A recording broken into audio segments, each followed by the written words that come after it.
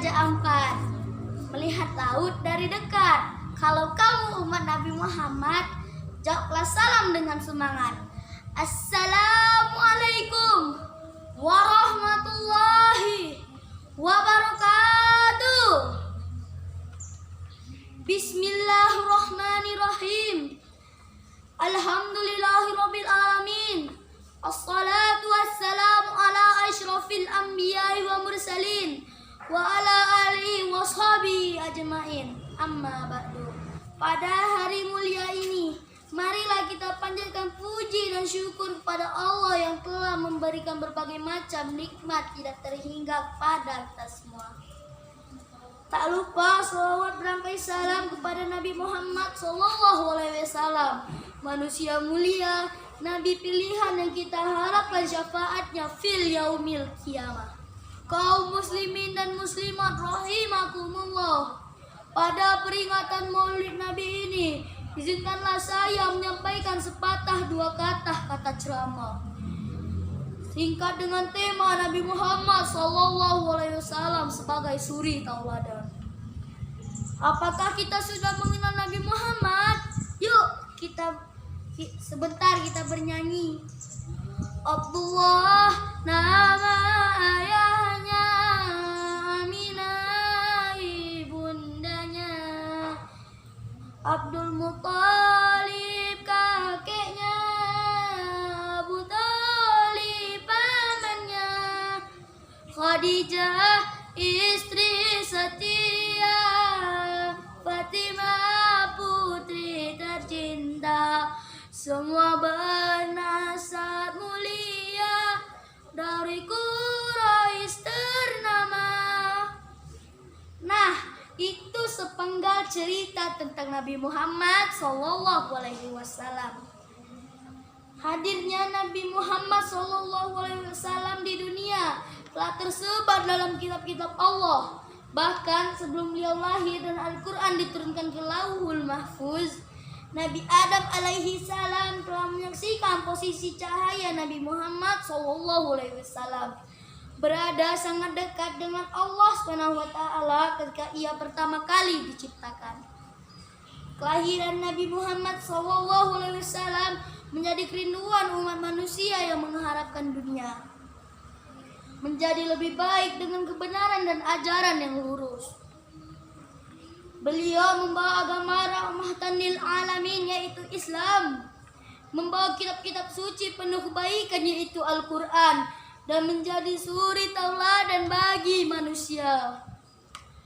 Bukan hanya manusia, semua alam pun merindukan dan menyambut kelahiran Nabi Muhammad SAW dan memberikan tanda-tandanya jauh-jauh hari.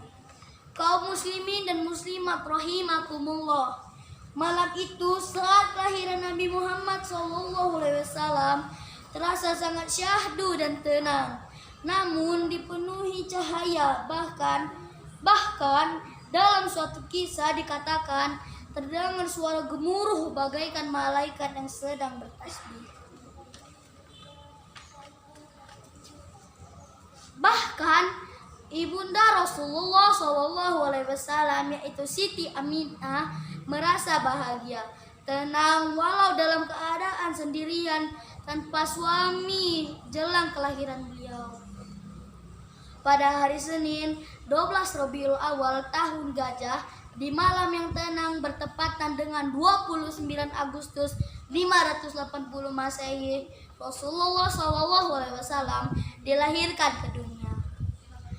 Kaum muslimin dan muslimat rahimakumullah, kehadiran Nabi Muhammad SAW membawa satu misi penting, yaitu memperbaiki akhlak manusia dengan agama dan ajaran yang benar sesuai perintah Allah SWT. Rasulullah SAW telah Allah ciptakan dengan fisik, tingkah laku, dan ilmu untuk menjadi panutan dan contoh sempurna bagi semua umat. Allah SWT berfirman dalam surah Al-Ahzab ayat 21 yang berbunyi, A'udzu billahi minasyaitonir rajim. Bismillahirrahmanirrahim. laqad kana lakum fi rasulillahi uswatun hasanatun liman kana yarjullaha wal yawmal akhir wa dzakarallaha katsira.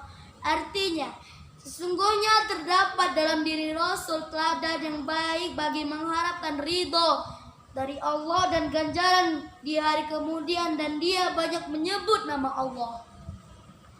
Maka berdasarkan surat tersebut, Rasulullah SAW merupakan role model dan idola yang harus umat Islam pelajari kisah-kisah hidupnya, tingkah laku dan ajarannya, yaitu Islam.